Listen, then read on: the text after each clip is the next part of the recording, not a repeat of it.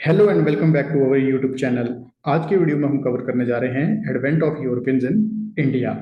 Now Europeans India में as traders आए, और जब हम बात करते हैं ट्रेड की तो इंडिया के जो ट्रेड रिलेशंस थे यूरोपियंस के साथ वो हमें एंशियंट टाइम पीरियड से देखने को मिलते हैं। एंशियंट टाइम पीरियड में इंडिया का ट्रेड ग्रीक और रोमन सिविलाइजेशन के साथ हमें देखने को मिलता है, और उस टाइम पीरियड में इंडियन सिल्क की काफी ज्यादा डिमांड थी यूरोपियन मार्केट्स के अंदर।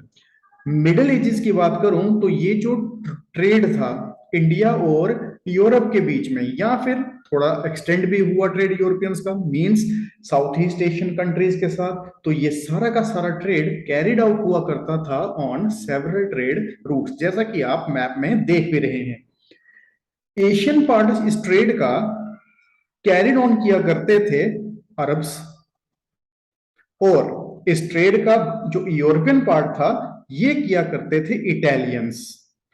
तो इस समय इटालियंस बोलना ठीक नहीं रहेगा, क्योंकि इटली की टू इंपॉर्टेंट सिटीज थी, और इटली जब हम बोल रहे हैं तो हम मॉडर्न डे कंटेक्स्ट में इटली की बात कर रहे हैं। उस टाइम पीरियड में इटली यूनाइटेड नहीं था, वहां पे हमें नंबर ऑफ सिटीज या स्मॉल स्टेट्स देखने को मिलती हैं। तो यहाँ पे टू इंपॉर्टेंट सिटीज का डोमिनेटिंग रोल देखने को मिलता है, एक थी वेनिस और दूसरी जिनोवा। अब ये दो जो सिटीज थी इटली की, इन्होंने यूरोपियन पार्ट सारा का सारा कैप्चर किया हुआ था। अब by the time period of 1453 ये ट्रेड इसी तरह से चल रहा था, और ये ट्रेड का जो मिड पॉइंट था that was Constantinople, present day Istanbul, तुर्की। अब 1453 के बाद सिचुएशन चेंज हुई। 1453 में कॉन्स्टेंटिनोपोल का फॉल हमें देखने को मिलता है when Constantinople was captured by the Ottoman Turks, और यहां पे एक नई एम्पायर की एस्टेब्लिशमेंट देखने को मिली जिसे हम ऑटोमन टर्किश एम्पायर भी बोलते हैं। नाउ इस एम्पायर के आने के कारण काफी ज्यादा चेंजेस हमें देखने को मिले। नाउ इस एम्पायर की इमरजेंस के बाद भी जितना भी ट्रेड कॉन्स्टेंटिनोपोल से इंडिया या साउथ ईस्ट एशिया की तरफ था, अभी भी अरब की डोमिनेंस थी। तो अब हम एज सच अरब वर्ड यूज नहीं करेंगे, तो यहाँ पे इस्लामिक डोमिनेंस भी बोल सकते हैं, क्योंकि अरब के अलावा बाकी लोग भी इसके अंदर आना शुरू हो चुके थे। और दूसरा रास्ता जो इंपॉर्टेंट था that was of Red Sea. This route was also dominated by the Ottomans, और इस पे काफी ज्यादा टैक्स चार्ज किया जाता था, विच मींस इस ट्रेड पे जो ट्रेड था ये सारा का सारा किसके कंट्रोल में था? ऑटोमन्स के हाथ में और अरब्स के हाथ में। अब यूरोपियंस की टोटल डिपेंडेंस थी अरब्स और ऑटोमन टर्क्स के खिलाफ। और अगर हम बात करें कॉन्फ्लिक्ट्स की, तो यूरोपियन के काफी लंबे समय से कॉन्फ्लिक्ट चल रहे थे अरब्स या फिर ऑटोमन्स के साथ। फाइन। तो अब यूरोप के अंदर भी सिचुएशन चेंज हो रही है, यूरोप के अंदर भी रेनेसा जैसी चीजें इमर्ज होते हुए ओरिएंटल गुड्स की डिमांड काफी ज्यादा होना शुरू हुई ना। अब यहां पे यूरोपियंस की अरब्स पे डिपेंडेंस को पीछे छोड़ते हुए पोर्चुगल ने इनिशिएटिव लिए ज्योग्राफिकल डिस्कवरीज के। नाउ यहां पे एक प्रोमिनेंट रूलर का नाम सामने आता है जो थे पोर्चुगल के, जिनका नाम था प्रिंस हेनरी, जिन्हें हेनरी द नेविगेटर भी बोलते हैं।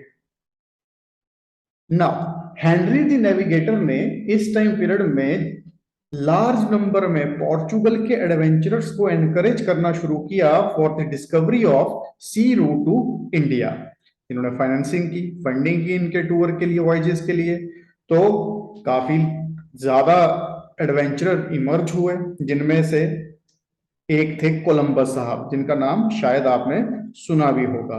तो कोलंबस साहब घर से निकले थे इंडिया को ढूंढने, बट इन्होंने क्या किया, इन्होंने जो अपनी जर्नी थी वो शुरू की वेस्टवर्ड, और finally he landed up in America.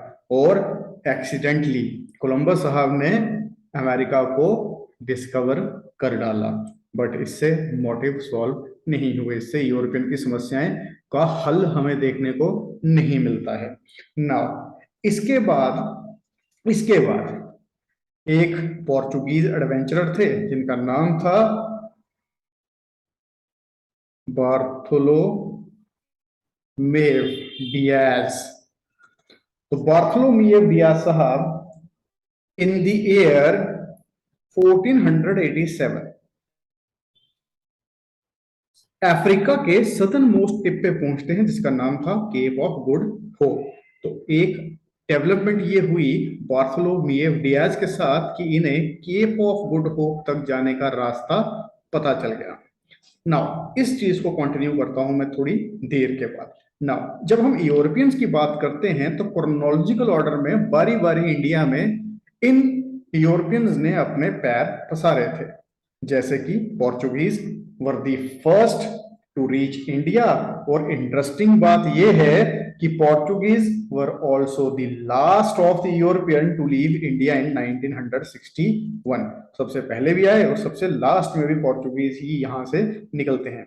Then came the Dutch, the English, the Danes and the French. अब हम अगली स्लाइड में बारी बारी इन सारे यूरोपियंस को स्टडी करेंगे और इनकी जो इंपॉर्टेंट डेवलपमेंट्स थी उन्हें भी हम साथ में कवर अप करेंगे। ना यहाँ पे सबसे पहले हम बात करेंगे पोर्चुगीज की। ना अभी तक मैंने आपको बताया कि बार्थोलोमेव डियाज ने 1487 में केप ऑफ गुड होप का रूट फाइंड आउट किया था, उसे डिस्कवर किया था।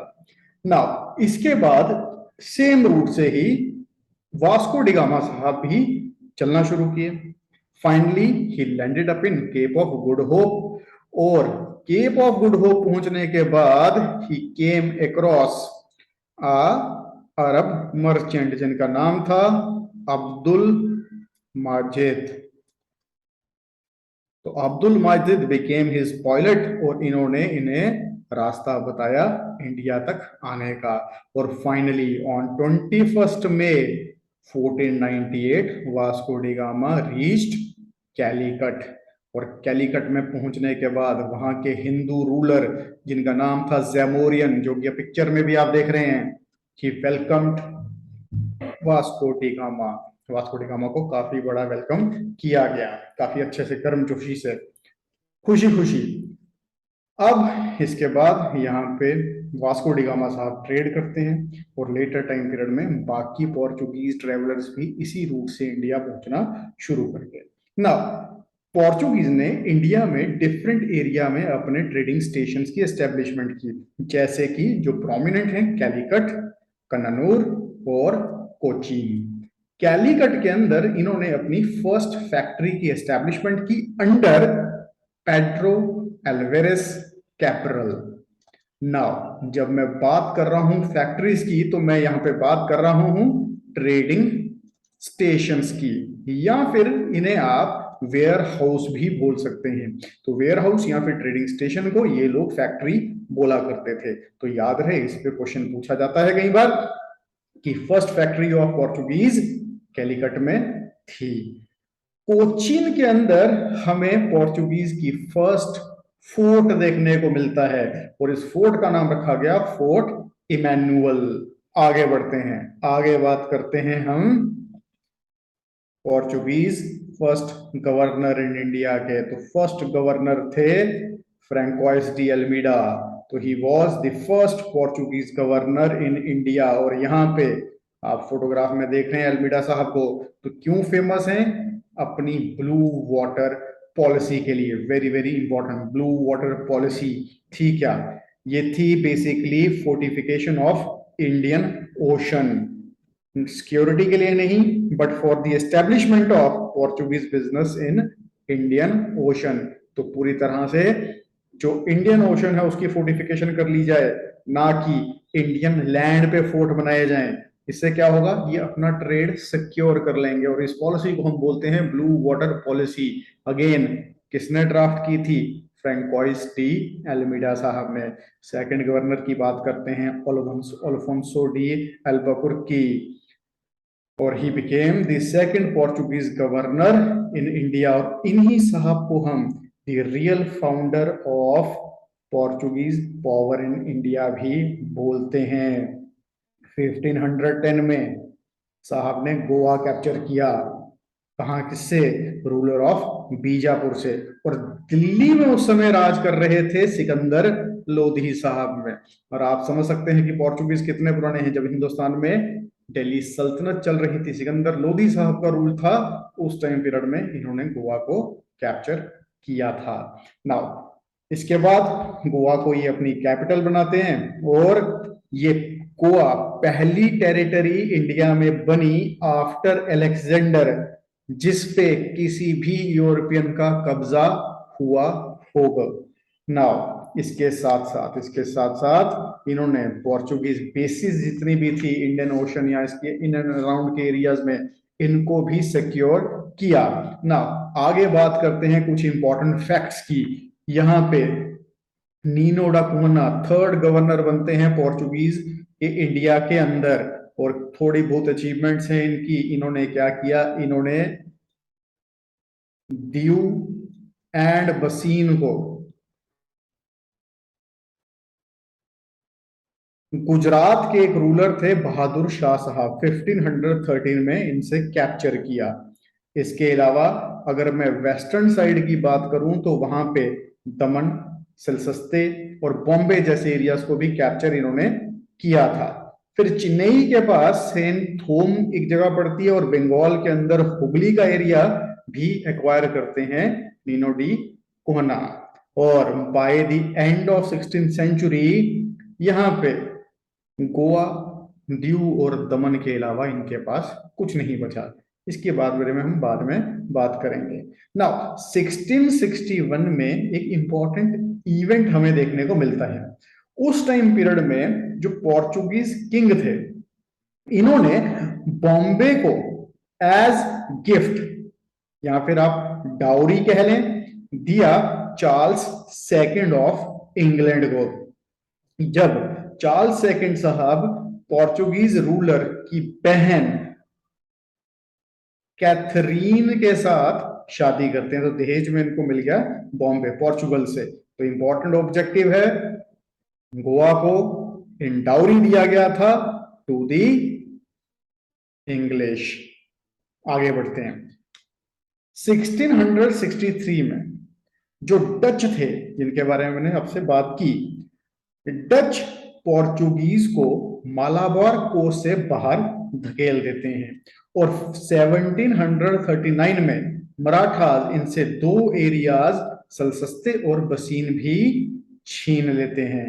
और यहाँ पे कुछ इंपॉर्टेंट फैक्ट्स हमें मिलते हैं जिसकी वजह से हमें पता लगता है कि पोर्चुगीज का डिक्लाइन क्यों हुआ, इंडिया में सबसे पहले आए और सबसे वीक क्यों रहे ये लोग। सबसे इंपॉर्टेंट चीज, लेटर टाइम पीरियड में, पोर्चुगीज के आने के बाद के टाइम पीरियड में large number of powerful trading companies भी हमें देखने को मिलती हैं, जिनमें से मोस्ट प्रोमिनेंट थी the British East India company और दूसरी डच ईस्ट इंडिया कंपनी। तो ये ज्यादा पावरफुल कंपनीज थी पोर्चुगीज ईस्ट इंडिया कंपनी से। इसके अलावा Portuguese were quite intolerant toward other religions, खास करके इनके हमें लार्ज नंबर में कॉन्फ्लिक्ट्स देखने को मिलते हैं मुस्लिम्स के साथ, वो भी खास करके साउथ इंडिया में, जिसकी वजह से they came in direct conflict with दी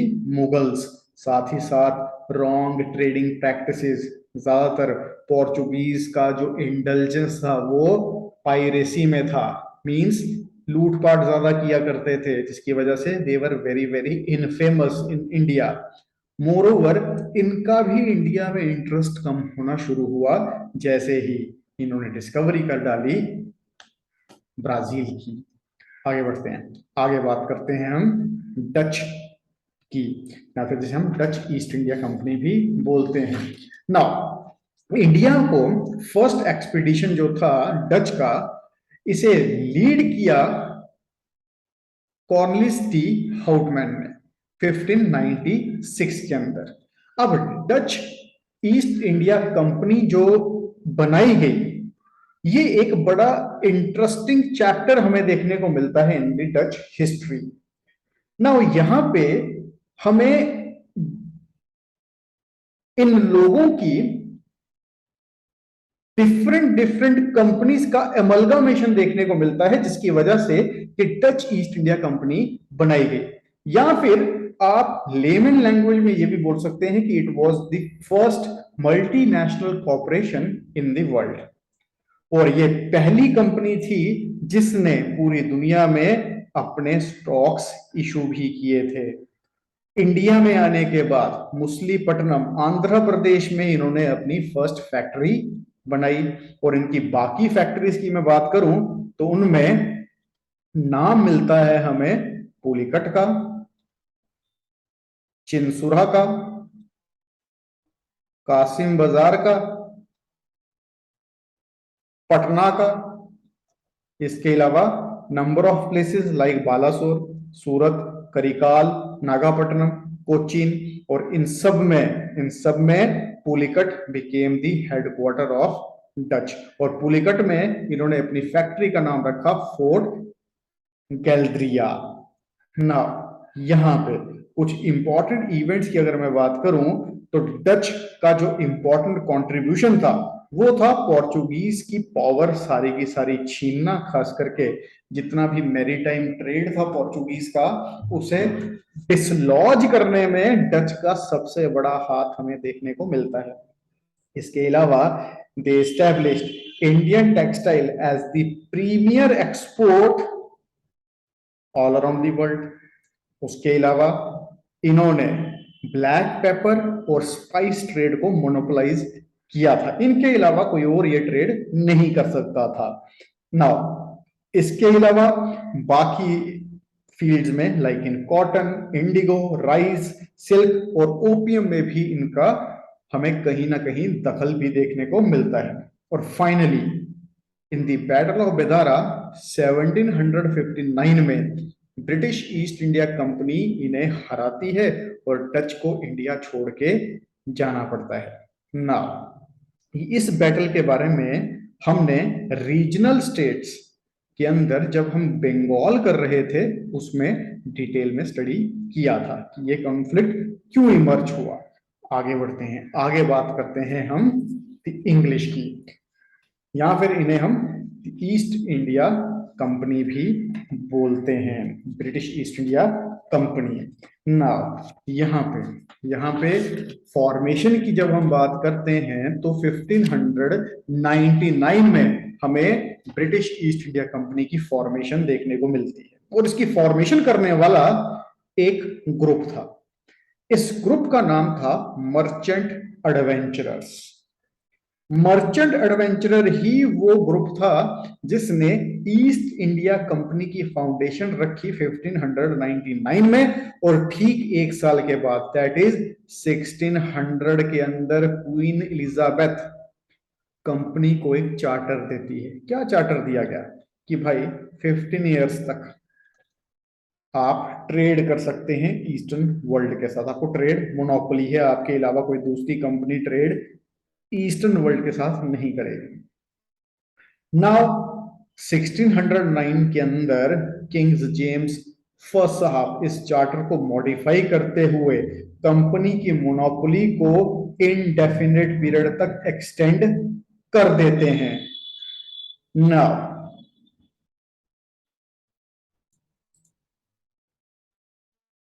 तो ये बात हमने कर ली कि कंपनी की एस्टेब्लिशमेंट किस तरह हुई इंग्लैंड के अंदर।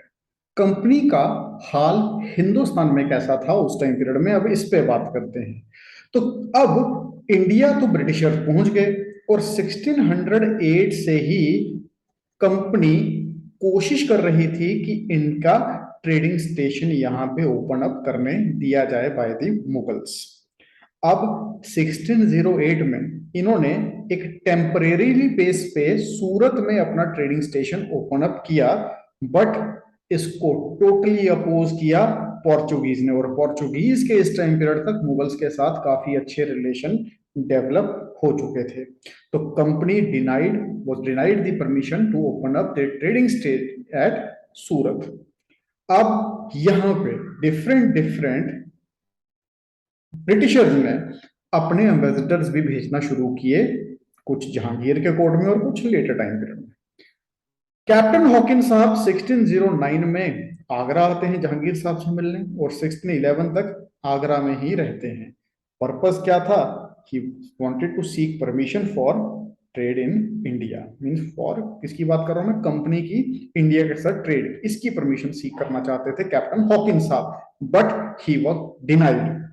इसके बाद 1609 के अंदर कैप्टन हॉकिंस साहब पहुंच गए। फिर इसके बाद हम बात करते हैं यहां पे 1613 की। ना 1613 में कंपनी को परमिशन मिल जाती है सूरत में अपनी फैक्ट्री ओपन अप करने के लिए, बट इससे पहले 1611 में एक और टेम्परेरी बेसिस पे मछलीपट्टनम के अंदर, जो कि आंध्र प्रदेश में है, इस फैक्ट्री को बना लिया गया था।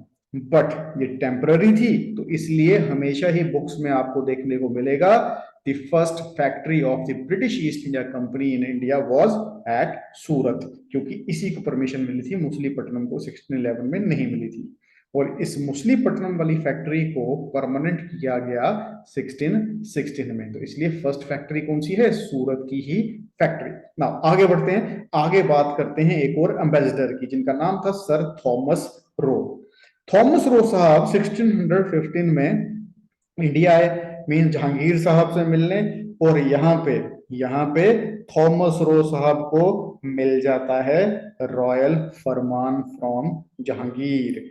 और बात करूं बाय 1623 तक की, तो कंपनी ने इंडिया के डिफरेंट पार्ट्स में, जैसे सूरत, बरोच, अहमदाबाद, आगरा, मछलीपट्टनम जैसी जगहों पे अपनी अपनी फैक्ट्रीज ओपन अप कर ली थी।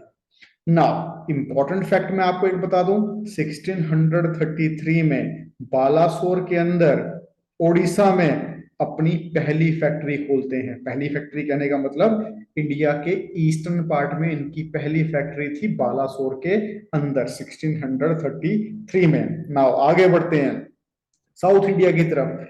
1639 में company site of Madras obtain करती है from the Raja of Chandragiri, और इसी साइट पे इन्होंने बनाया अपना फोर्टिफाइड फैक्ट्री, जिसका नाम था Fort Saint George. Very very important. Now आगे बढ़ते हैं, आगे बात करते हैं हम बॉम्बे की, क्योंकि मैं इंपॉर्टेंट एरियाज की बात कर रहा हूं। 3 इंपॉर्टेंट एरियाज थे, मद्रास, बॉम्बे और कलकत्ता। तो मद्रास हमने कवर कर लिया 1639 में। फिर बॉम्बे की बारी आती है 1668 में। 1668 में बॉम्बे को कंपनी को सौंप दिया जाता है बाय द ब्रिटिश गवर्नमेंट। कितने पैसे में? 10 पाउंड पर एनम, इतने में दे दिया गया कंपनी को। पहले मैंने आपको बताया था पिछली स्लाइड के अंदर कि बॉम्बे को एज डाउरी दिया पोर्चुगीज ने टू दी ब्रिटिशर्स, और ब्रिटिश गवर्नमेंट यहाँ पे 10 पाउंड पर एनम पे बॉम्बे दे देती है द ईस्ट इंडिया कंपनी को, और बॉम्बे बन गया इनका headquarter in the west of India. आगे बढ़ते हैं 1698 में, तो एक कंपनी के एजेंट थे जॉब चरनॉक साहब। जॉब चरनॉक साहब 3 विलेजेस को एक्वायर करते हैं, सूतानोती, कालीकत्ता और गोविंदपुर।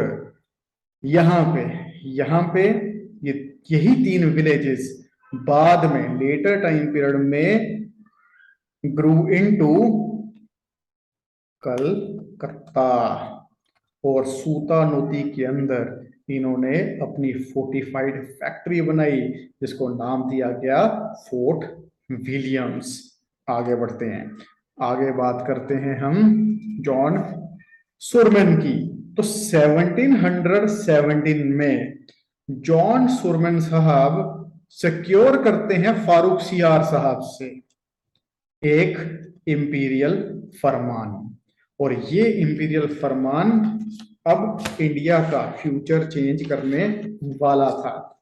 नाउ इस इंपीरियल फरमान को Magna carta of the company भी बोला जाता है। क्या था इस मैग्ना कार्टा के अंदर? इस मैग्ना कार्टा के अंदर, इस इंपीरियल फरमान के अंदर फारूक सियार ने लिख के दिया कि इंडिया में कंपनी को जितनी भी एडिशनल कस्टम ड्यूटीज हैं ये नहीं देनी पड़ेंगी। जो पुराना अमाउंट डिसाइडेड है दैट इज 3000 पर एनम, सिर्फ इतना ही पे करना पड़ेगा। इसके अलावा यहां पे company was permitted to issue दस्तक। दस्तक थे फ्री पासेस, मींस जितनी भी मूवमेंट हो रही है गुड्स की उन पे कोई भी टैक्स ना लगे, उन पे कोई भी ड्यूटी ना लगे। तो कंपनी को परमिशन है कि वो दस्तक को आगे इशू कर सकती है। यही कंट्रोवर्सी बनती है लेटर टाइम पीरियड में बंगाल के रीजन में ही। आगे बढ़ते हैं। इसके अलावा कंपनी को अलाउ किया गया कि आप कलकत्ता के इन एंड अराउंड और ज्यादा लैंड को रेंट कर सकते हैं। इसके साथ साथ कंपनी के पास राइट रहेंगे कि वो अपने कॉइन भी मिंट कर सके। और ये जितने भी कॉइन्स हैं, खास करके जितने भी कॉइन कंपनी के बॉम्बे से मिंट किए गए, इसे आज के बाद लीगल करेंसी माना जाएगा throughout the Mughal empire, which means Mughal के साथ साथ अब एक और करेंसी हिंदुस्तान में चलेगी, that is of the British East India Company. तो ये सारे के सारे प्रिविलेजेस मिल गए the British East India Company को इंडिया में। नाउ इसके बाद आते हैं हमारे Danes. Danes East India Company की बात की जाए तो इनकी फॉर्मेशन हमें देखने को मिली 1616 में। ना डेन्स हमारे लिए इतने ज्यादा इंपॉर्टेंट नहीं है क्योंकि इन्होंने कुछ ज्यादा कारनामे हिंदुस्तान के अंदर नहीं किए। क्यों? इनका एक बड़ा रीजन था। बड़ा रीजन क्या था? यहाँ पे जो डेन्स थे they were more concern with the missionary activities. But first factory की बात करें तो यहाँ पे ट्रनकुबार में तंजौर के पास इन्होंने 1620 में फाउंड की थी। नाउ अब जैसा कि मैंने बताया इनका ज्यादा इंटेलिजेंस मिशनरी एक्टिविटीज, कहने का मतलब क्रिश्चियनिटी के स्प्रेड में ही लगाया, ट्रेड से ज्यादा इनका लेना देना नहीं था। और फाइनली 1845 में डेन्स ईस्ट इंडिया कंपनी ने अपनी जितनी भी पोजेशंस थी, जितनी भी सेटलमेंट्स थी इंडिया में, इसे सेल कर दिया ब्रिटिश ईस्ट इंडिया कंपनी को और ये यहां से चले गए। आगे बढ़ते हैं, आगे बात करते हैं हम फ्रेंच ईस्ट इंडिया कंपनी की। तो फ्रेंच ईस्ट इंडिया कंपनी की फाउंडेशन 1664 में हमें देखने को मिलती है और फर्स्ट फ्रेंच फैक्ट्री की भी एस्टेब्लिशमेंट सूरत में हुई इन द ईयर 1668। और साउथ में बात करूं तो मुसलीपट्टनम 1669 में। और यहाँ पे फ्रेंच ईस्ट इंडिया कंपनी के पहले गवर्नर बनते हैं फ्रैंकवाइज मार्टिन, जो कि गवर्नर बने पौंडीचेरी के फोर्ट लुइस में 1673 में। और इसके बाद फ्रेंच का जो डिक्लाइन था वो हुआ कार्नेटिक वॉर्स की वजह से, या जिन्हें हम एंग्लो फ्रेंच कॉन्फ्लिक्ट्स भी बोलते हैं। उनके बाद फ्रेंच का हमें डिक्लाइन इंडिया से देखने को मिलता है और ये भी यहाँ पे सब कुछ छोड़ के चले गए। तो ये था हमारे आज के वीडियो में। हमारे वीडियोस को प्लीज शेयर कीजिए और कमेंट बॉक्स में अपना कमेंट ड्रॉप कीजिए। हमारा एक टेलीग्राम चैनल भी है जिसपे हम डेली बेसिस पे न्यूज़पेपर, करंट अफेयर्स और बाकी एग्जाम रिलेटेड मटेरियल आपको टाइमली देते हैं और इस टेलीग्राम चैनल का लिंक भी डिस्क्रिप्शन में अवेलेबल है। Thank you very much.